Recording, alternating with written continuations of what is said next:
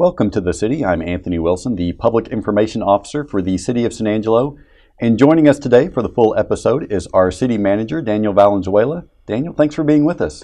Thank you for having me again. I've been looking forward to this interview. I know it's been a year now, and I'm glad to be back. Well, it has been a year, and that's where we kind of wanted to start. You came here, of course, from Eagle Pass, and you now spent your first year as the City Manager for the City of San Angelo. Tell us, first of all, your impressions of the community now that you've been here a year. I think my initial impression is right on the money, as far as what I've experienced to this point. Very friendly community. I grew up in West Texas and Fort Stockton. The culture, there's a lot of similarities. I really felt right at home returning to West Texas, especially here to San Angelo, and it's been an absolute treat for me. I feel very blessed to be here. What about the job itself? What has struck you most about being City Manager of the City of San Angelo? There's a lot of pride. I'm very humbled to hold this position, but I'm also proud to represent the City of San Angelo. I've been a city manager for cities that are smaller than San Angelo, Fort Stockton, of course, and then Eagle Pass. And there's something about San Angelo, just the people, the people you're representing, the leaders that you meet in this community have been absolutely wonderful. It's been a great adventure for me to this point. I've been met with a lot of challenges this first year, but again, I've done them with the utmost appreciation for those that represent this community, those that step up and volunteer. We have a lot of good people here.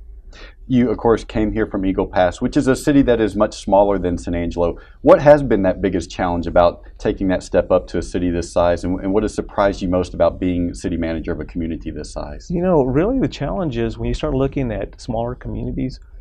For example, in Fort Stockton, I actually wore more hats, different hats, than I do here as the city manager.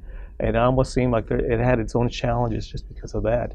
One of the bigger challenges for me here in San Angelo is, for example, going back to Fort Stockton. I knew just about all the employees by name. I knew their families.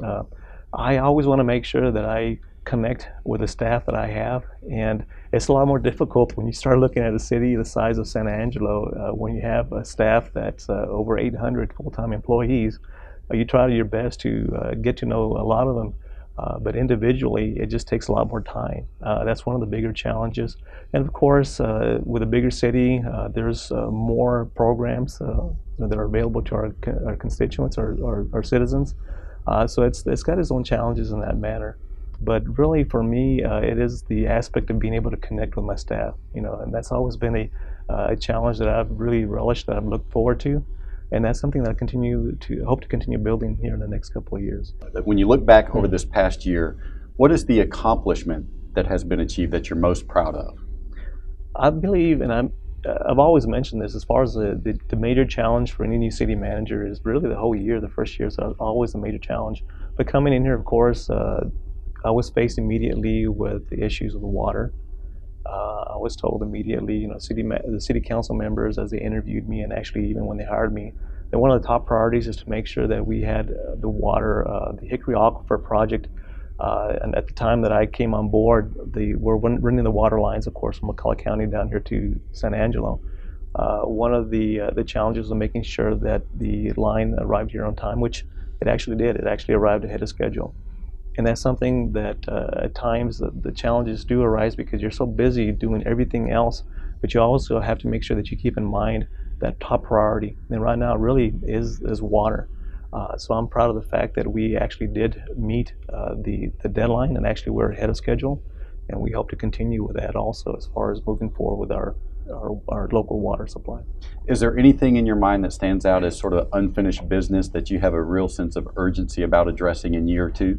There's, as far as unfinished business, there's a lot in year two. As mentioned a while ago, it's really getting your feet wet in year one, really to kind of learn the ropes as you go along, get to know your staff, get to know the citizens, the leadership in the community. But moving forward, there's a lot in year two that really a city manager, starts really rolling with, which involves, of course, establishing the budget that you feel comfortable with, establishing also the criteria you'll be using, to setting the goals for each department, and making sure that we are also coming up with performance measurements that will allow us to measure those goals and make sure that we're tying all of that to our budget too. So that's something that I look forward to working on this year, which has already started, as a matter of fact. So yes, as far as unfinished business, I think every year there's going to be unfinished business as you move forward, because as you try to improve any community, especially San Angelo, you're always going to have unfinished business. As you mentioned, water is, of course, a top priority for our community, and there have been involvement in two major projects regarding water, and I want you to talk about each one. First of all, the Hickory Aquifer, and what you think that will mean for our community and why it's important. The Hickory Aquifer, of course, right now we've been very dependent on surface water, on lake water. And really what we want to do is make sure that we diversify our water supply. What the Hickory Aquifer allows us to do is to make sure that we are diversifying. Of course, we know that as water evaporates or water is used up, surface water, we do have those challenges with evaporation, which is really our biggest consumer of water. What we want to do is diversify and bring that water in and make sure that we have enough for our citizens. Right now, our base use during the winter months, fall and winter months, is about 9 million gallons per day. During the summer months, we're looking at closer to 20 million gallons per day. Our citizens have done a wonderful job of conserving, but what the Hickory Aquifer allows us is that in the worst case scenario, if really we don't have access to that water, the surface water, we definitely have enough to meet our base needs of 9 million gallons per day. And that kind of buys us a little bit of breathing room as we plan for the future of the water for San Angelo. The other major water project is the West Texas Water Partnership, in which San Angelo is partnering with the cities of Midland and Abilene in order to pursue more water supply and more water resources. Talk about why you think that's an important effort for San Angelo and what it will mean for our community. You know, the challenge for any community, for San Angelo, for instance, if we were to look for more water, it's going to be outside our region. The cost is very prohibitive if there's one community that's going at it alone. And at this point, having Abilene and Midland in the mix also working together as far as a partnership, we actually share those resources, the costs associated with bringing water here to West Texas and making it readily available, not just to Midland and Abilene and San Angelo, but also the smaller communities in the surrounding area. It also affords us an opportunity to bigger voice, at our state capital. There's no secret the fact that those cities east of the I-10 have bigger representation, more voices, more citizens there in that area. So when we pull our resources and bring these bigger cities together in the smaller communities, we have over 500,000 voices that can be heard. We have more representation at the state capital also. So that in itself, of course, gives us a bigger voice. But again, I think the partnerships is the way of the future. This is the way to handle and take care of those pressing needs, especially as it pertains to water. Are there other efforts underway to address water supply? And if so, what can you tell us about those? There's not much I can tell you about as far as the other efforts. There are other efforts underway at this point to make sure that we're looking at other areas, to secure our water. I can't talk too much to that at this point, but I will tell you that that is something that we continue working diligently toward, and making sure that our community for the years to come, that we are providing not just enough water for our citizens currently, but also for our children and our children's children. It's so important that we leave a legacy of making sure that our community has what it needs in the way of water that will affect future generations. I know that everywhere you go, as with every city manager, you get asked a lot about street conditions. The needs are very vast, and so is the financial cost of that. How are you planning on addressing those street improvements in some sort of a systematic and meaningful way? Street improvements, of course, yes, that's a tremendous challenge for us. Coming from Eagle Pass, we had established a 7-year plan to make sure that we renewed our streets, whether it was through reconstruction of certain streets, asphalt overlay, or just a seal coating process. We did have a plan in place to make sure that we established new street conditions over a 7-year period. We definitely want to make sure that we establish that here in San Angelo. There's quite a few streets, and that's one of the biggest things that I get complaints about when I do a presentation for different organizations. The citizens do stand up and ask about their streets. Here in San Angelo, initially, the price range is going to run us, just for the project over a 7-year period. We're looking at the low end about $8 million, at the high end about $11 million per year, just to get our streets where they need to be. After the 7 years are completed and all the streets are redone, then we start a maintenance cycle, which will allow us to work on our streets on a yearly basis at the tune of $2.5 to $3 million, which is a lot less than the 8 or 11 million.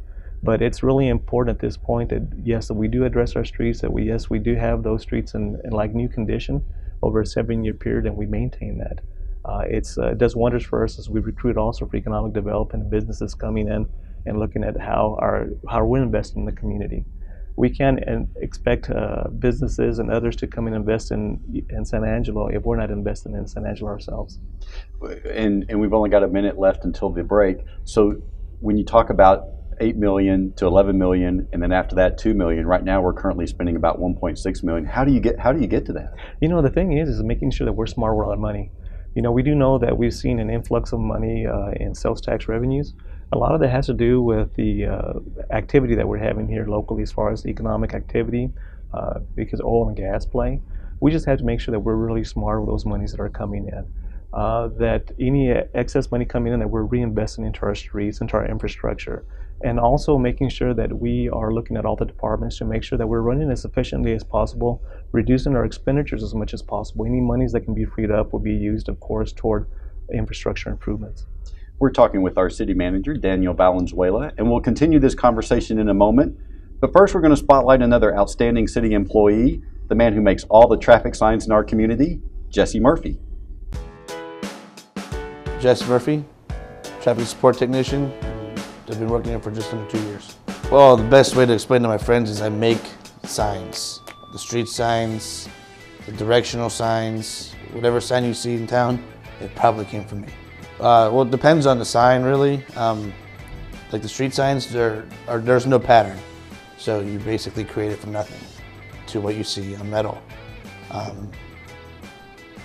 Cut it, it's probably about 4 different steps. You create it and you cut it on the plotter, weed it out, transfer tape, and then you roll it on the metal. So you gotta make it fit and you gotta make it look proportional. I mean, you could slap it on there and then it's totally off. And you can tell, you know, whenever you do it for a while, you can tell by just eyeballing it what looks proportionate, and you can measure it. If they don't get stolen or ran over, they can last probably about 4 years, maybe longer. What will happen is the reflectivity on them will start to fade. The sunlight and the heat will take the reflectivity off. And the longer they're out there, the less reflective they get. And once they fail the reflectivity test, then it's time to replace them. So that's what we're doing now. We're replacing a lot of signs that are losing the reflectivity. Basically, the only thing the reflectivity is so you can see it at night. When your headlights hit the sign, the high intensity will reflect back to you. So the blank itself is all reflective. It's all high intensity. And I put a green, for street signs, I put a green overlay on the sign.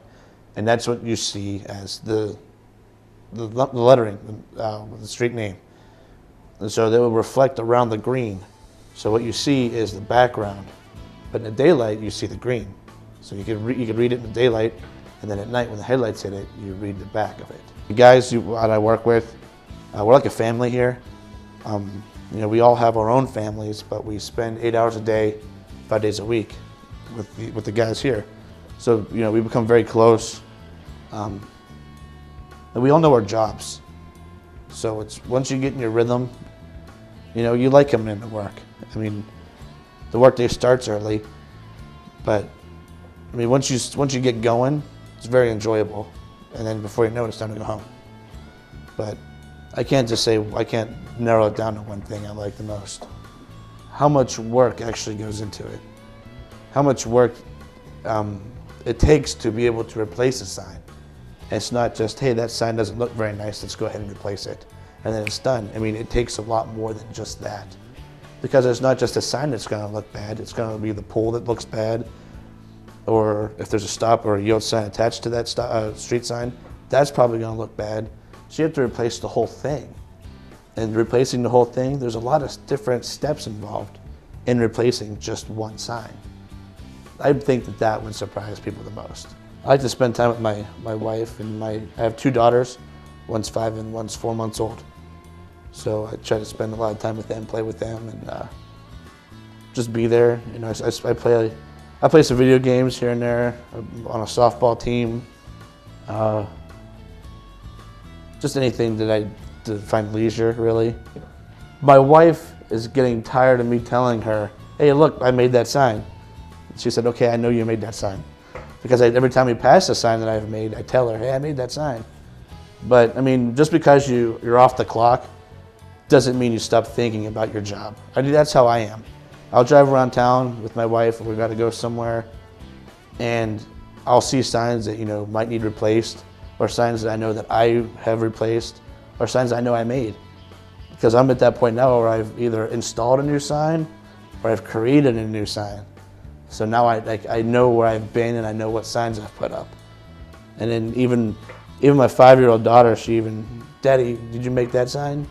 So I mean, whenever my 5-year-old knows what I do and she asks me, I mean, that makes me happy, you know, because then I know somebody, you know, outside of the city where I work, they appreciate what I do, like my child, by numbers and by results. I'm strictly a numbers and results person. So if I'm falling behind, I'm not succeeding. But if I'm keeping pace with the holes, or if I'm even ahead of the pace, well then I call that a success. Or for instance, whenever I create a sign from absolutely nothing, that, hey, we have an idea for this sign, what can you put together to, you know, make what I'm looking for? Then I put together a sign, and then they like it, and then it goes up. I'm definitely proud of that, because I know that the sign that is out there now, there was nothing like that before. And then I use my thoughts and my brain to create something that everybody in town can see. We are continuing our conversation with our city manager, Daniel Valenzuela. Daniel, when you were hired, the city council really praised your financial acumen. And so the question, I guess, comes up, what are you planning on doing differently with the budget and with the budget process in the coming year? First of all, I came into a situation here in San Angelo. I feel very blessed. I think that the city had been run fiscally responsible for numerous years, and that's a credit to Harold Dominguez, the previous city manager, and also the fine staff that we've had here in the finance department, to include Michael Dane, who at the time was the chief financial officer for the city, and his staff also. But I know that looking at our financial condition, even though the city has done well in the past, I want to make absolutely sure that we're doing everything we possibly can to budget in a manner that affords us the opportunity to address our goals for the community. It's important to look at all the departments and make sure that we are providing the services that we should be providing, and making sure that we're actually eliminating some of the services that perhaps are in excess. Something that was maybe started through a grant that we had received numerous years back and is no longer available to us, and for some reason we still continue certain services. I want to make sure that we look at every department, that we are providing those core services. The reason why those departments were created were for specific services. I want to make sure that we're providing those services and we're providing them extremely well.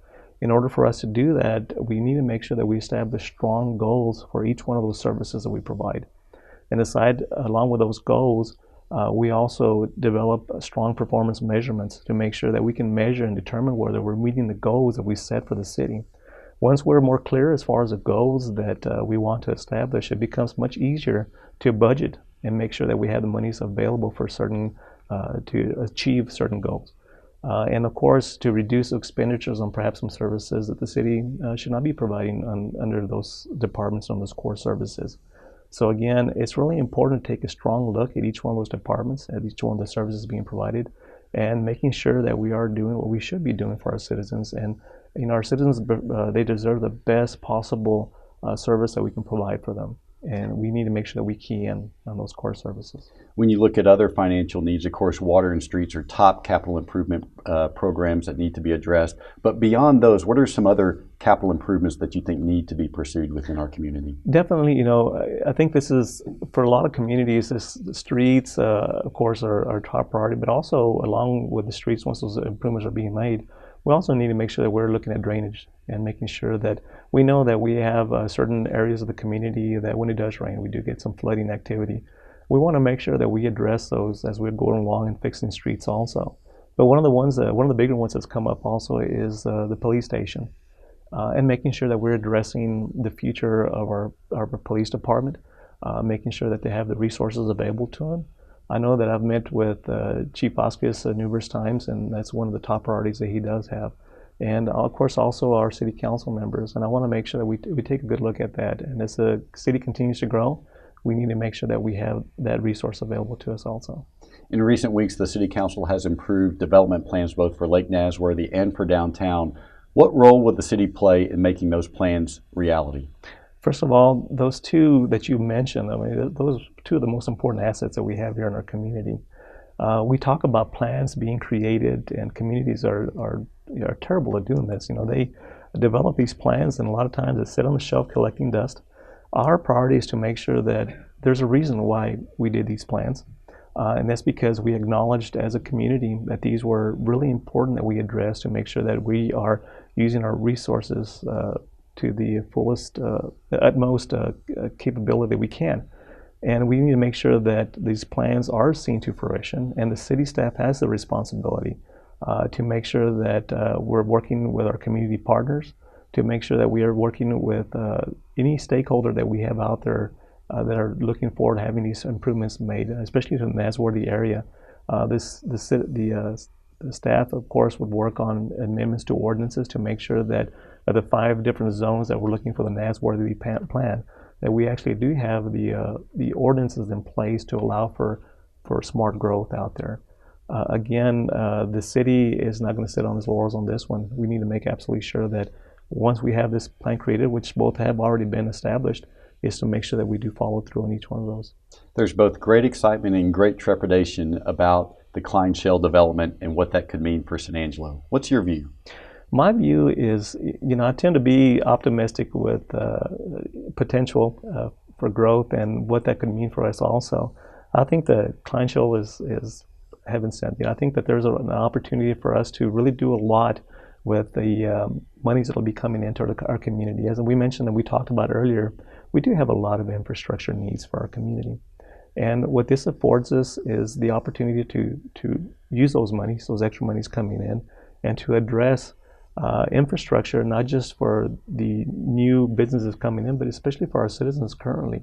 So I choose to believe that it's definitely a plus for us. Other challenges that we have that we're addressing, of course, at this point are housing needs, whether it's temporary housing, long-term housing. Those are things that are being addressed. We have established citizen groups at this point that are working together with our staff in a housing committee to make sure that we do have all of those areas covered. So there's going to be a lot of challenges, of course, especially with staffing, with labor force. There's a lot that we have to look at and work together as a community, and that's something that we're doing at this point. We are pulling together at the mayor's recommendation. We are pulling together the different entities in our community that would be affected by this growth. And of course, being the school district, the county, the city, the Goodfellow Air Force Base, our college and university here, we need to make sure that all of us work together to address all the challenges that we'll be faced with, but also all the blessings that come along with that too.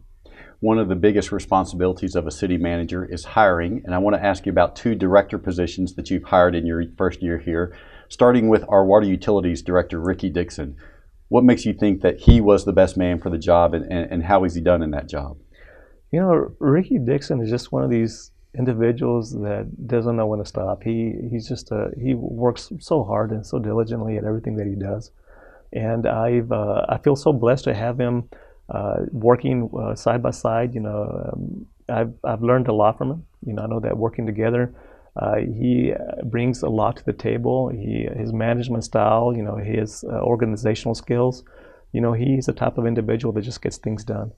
And it came as no surprise to me. I was hoping for the best, and I've gotten the best from him at this point. And I've been very, very pleased with him. I'm very proud of the work that he's done. How critical has he been in making sure that Hickory Aquifer project is coming along on time and under budget? Oh, he's the top guy when it comes to making sure that the projects are coming in, not just as scheduled, but one thing that he's done a really good job of is monitoring all the different projects. And a lot of those projects have come in under cost, under what we had established as the maximum that we would be spending on each one of those projects. What he's actually been able to do is work very closely with our vendors, making sure that our contractors are doing the work that they're doing. And because of that, we have come in at a lower cost to the city, which has afforded us the opportunity to put in more wells and really make sure that the city is not just bringing in 6 million gallons per day, but actually 9 million gallons per day. And that's what he's been able to afford us to do. The other position I want to ask you about is one that was filled last week as we're taping this, which is our Economic Development Director. You've hired Roland Pena in order to fill that role. Talk about why you think Mr. Pena is the best person for that job. Mr. Pena, we received a lot of interest for the Economic Development Director's position. I can't emphasize enough how important that position is to our community. Mr. Pena, brings about 20 years of experience in economic development. He's been trained in that field. He just his personality, his character, the way that he approaches different situations. In his interviews, we were impressed with his experience and the type of projects that he's worked on. He's worked in West Texas also with Goodfellow Air Force Base, with other cities in the surrounding area. And he just brings a lot to the table. I was very impressed with his demeanor and, of course, his knowledge. And I know that he's passionate about economic development, and that's what he brings to the table. We need to make sure that he definitely understands the importance of establishing and building up what we currently have. The local businesses that we have here is a top priority for us to make sure that we can assist them in their growth and retention of jobs, or growth of those jobs, but also that we bring in a diversified industry into San Angelo. We do know that gas and oil and gas at this point is coming in, but we also know that along with that, with the boom inevitably comes a bust. And we want to make sure that we're bringing in a diverse industry, different businesses that can come in, that even when we have the bust, that we are still capable of operating and maintaining the monies that are coming into our community through sales tax revenues, because we did diversify. And I know that that's something that Roland can bring to the position. He's had a lot of great experience also working with individuals at the state capitol, for funding, and I know that that's what he'll bring to this position. As we are filming this, the council is also engaged in your annual evaluation. As you look back on your year, how would you evaluate your performance? When you start talking, I'm so critical of myself. That's just me. I actually evaluate myself on a weekly basis to see how I performed. I'd say I've done a good job this year. By far, there's still a lot that needs to be done. And I definitely acknowledge that. There's a lot of areas where I can improve, and I've always acknowledged that. I know that, as I mentioned a while ago, it's been a blessing to be afforded this opportunity, and I want to do the best I possibly can for the citizens. And I think that's why I'm critical of myself, because I know that it's never going to be good enough as far as I'm concerned.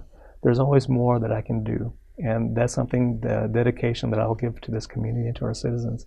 But again, I feel great. I think that I know for a fact that this opportunity that I've been given, I just want to run with it and make the best of it. And again, as I've always said, I just feel very blessed to be here.